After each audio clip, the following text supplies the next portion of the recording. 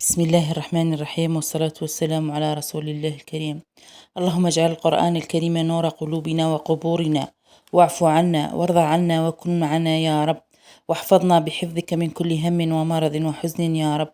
اللهم لا تأخذنا من الدنيا إلا وغفرت لنا ورضيت عنا. اللهم استرنا فوق الأرض وتحت الأرض ويوم العرض. اللهم اجعل القرآن الكريم ربيع قلوبنا ونور صدورنا وجلاء همومنا وأحزاننا يا رب. آمين يا رب العالمين. وصل اللهم وسلم وبارك على سيدنا محمد وعلى آله وصحبه الطاهرين. أهلا وسهلا بكم في خديجة للطبخ البسيط من هذا المنبر. نبارك الفراشات العائلة، نقول لهم ألف ألف ألف مبروك حبيباتي الغاليات. أمينة، شروق، فايزة، مبروك عليهم تفوق في شهادة البكالوريا. إن شاء الله العقوبة للدكتوراه ومزيد من النجاحات إن شاء الله. واللي ربي ما وفقهمش نقول لهم إن شاء الله فرصة ثانية، لعله خير، كل تأخيرة فيها خير إن شاء الله. ما نطولش عليكم وروحوا مع بعض لوصفتنا. اليوم عندنا بسبوسة بالكريمة، وصفة أكثر من رائعة. نبدأ نحضرها مع بعض. أول حاجة حضرت الشربات، درت كاس ونص سكر مع 3 كاس ماء وخليتهم يغلوا مدة 10 دقائق، ضفت لهم شريحة ليمون. الآن نروحوا لخليط البسبوسة، رشة ملح، عندي هنا 6 حبات بيض بدرجة حرارة الغرفة، عندي 2 كوب دقيق، والدقيق لازم يكون ناعم ما يكونش غليظ نزهة. عندي كوب إلا ربع سكر. نخلط البيض مع السكر، نضربهم مليح، نحس السكر ذاب لي ويبيض الخليط نوعا ما. بالخلاط اليدوي فقط، اللي عندها الباتور تقدر تستعمل الباتور، يكون أسرع. هذه البسبوسة محشية بالكريمة، جات تهبل لي البنات، إن شاء الله تجربوها لأفراحكم ومناسباتكم. هنا عندي كاس إلا ربع زيت أو كوب إلا ربع زيت، نضيفوه بالتدريج مع مواصلة الخلط. وطبعا كي تبداو تحضروا فيها لازم تشعلوا الفرن تاعكم وديروه يسخن لأقصى درجة. طبعا الحلويات كامل ما تطيبش على درجة عالية، تطيب على درجة متوسطة، خاصة هذه اللي تطيب ببطء كما البسبوسة أو الكيك. المهم هنا ضفت عطر الكراميل بعد ما ضربت الزيت، ضفت رشة فانيلا ونخلط مليح. الكراميل اختياري، تحبوا ديروها بذوق الفانيلا. هنا نضيف السميد ونضيف معاه الخميرة الكيميائية باه تندمج مليح في الخليط نتاعي. لازم تنخلوا السميد نتاعكم. ضفت هنا 2 ملاعق كاكاو. الكاكاو اختياري، تقدروا ما تضيفوهش تخلوها بيضاء بذوق الفانيلا. تعمدت ندير الكاكاو باه تبان الطبقة تاع الكريمة ويجي شكلها بارز. نواصل الخلط طبعا بلطف، ونضيف الكوب الثاني تاع الدقيق والكيس الثاني تاع الخميرة الكيميائية.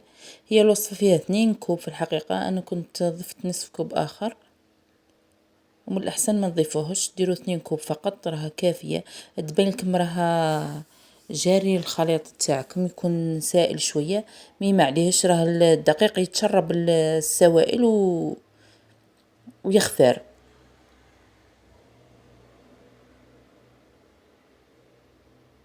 هاني ضفت هنا نصف الكوب الثالث عفوا، ومن الأحسن ما تضيفوهش.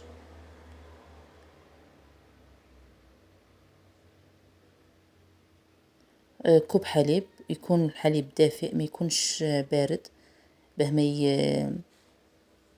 باه يتفاعل مع الخميرة الكيميائية وما ينحنش المفعول تاعها إذا كان بارد.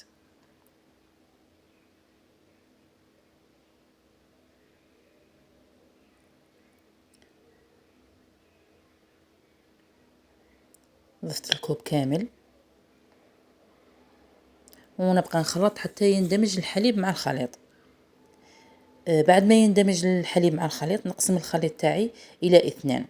شتوه يبان جاري بصح راها تشربت. هنا عندي صينية مدهونة بالزيت ومرشوشة بالدقيق. نسكب الخليط الأول ونسويه في الصينية نتاعي. شوفوا الخليط تاعي كيفاش راح حكم روحو.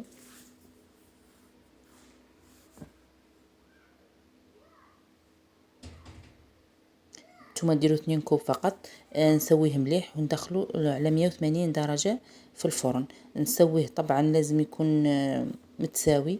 الآن نروح نحضر الكريمة. عندي 2 كوب حليب، عندي عفوا 3 كوب، ملعقة سكر 2.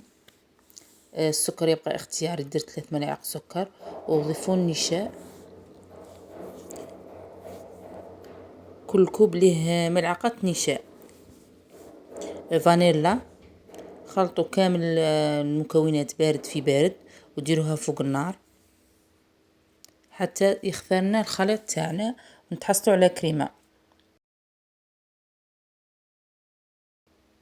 نضيف لها علبة ياغورت بذوق الفانيلا، وإلا كان عندكم الجبن تقدروا تضيفوا جبن مثلثات 3 حبات أو 4 يكون أفضل. أنا ضفت فقط علبة الياغورت وجات نكهة الكريمة روعة يا البنات. عززت النكهة تاع الكريمة، صدقوني جات روعة روعة روعة. نتمنى انكم تجربوا هذا الطريقة بهذا الكريمة. بعد ما طابت لي الطبقة الأولى تاع البسبوسة، تشوفوها تحمرت من الجوانب، طفوا عليها عفوا خرجوها من الفرن، خلوها تبرد قليلا، والكريمة ضيفوها وهي ساخنة على البسبوسة. لازم تكون ساخنة باه ما دير لكمش لي كريمون هذوك وتكون لكم القشرة.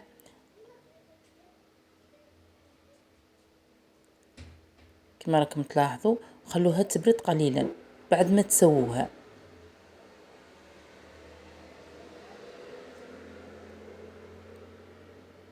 انا تعمدت نخلي هذيك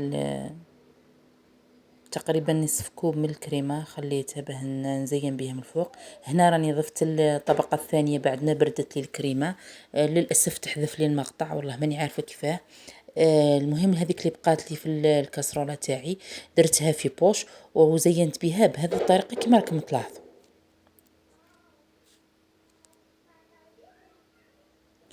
شكلتها معينات،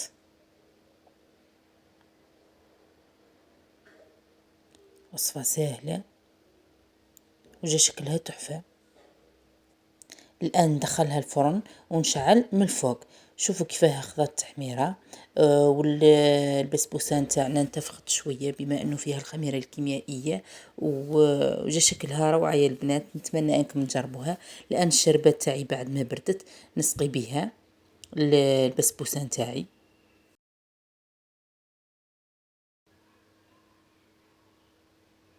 كي تعودوا تسقوا فيها سقوها من الوسط وروحوا للأطراف.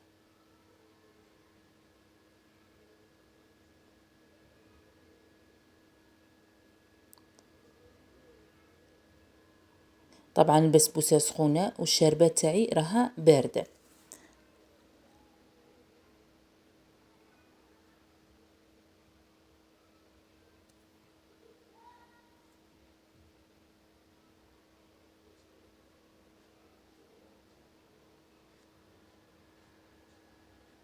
لازم تدي وقتها في السقي تاع الشربات. كما راكم تلاحظوا راني نسقي فيها بهدوء وبلطف. لازم نتأكد باللي كامل شربتها بالتساوي. كما راكم تلاحظوا راني ما درتش الشربات كامله، خليت منها القليل باه من بعد كي نقطعها نزيد نسقي منها. الان التزيين يبقى اختياري، تحبوا تخلوها كما راها، تحبوا تزينوها بكاوكاو افيلي، تحبوا تزينوها بكاوكاو مطحون. انا زينتها بكاوكاو، كنت ضفت له عطر الفستق وتحصلت على هذا الشكل اللون الاخضر. التزيين يبقى كما قلت لكم اختياري. طبعا زينتها وخليتها باتت في هذاك الشربات، او خلوها على الاقل ربع سوايع ومن بعد قطعوها.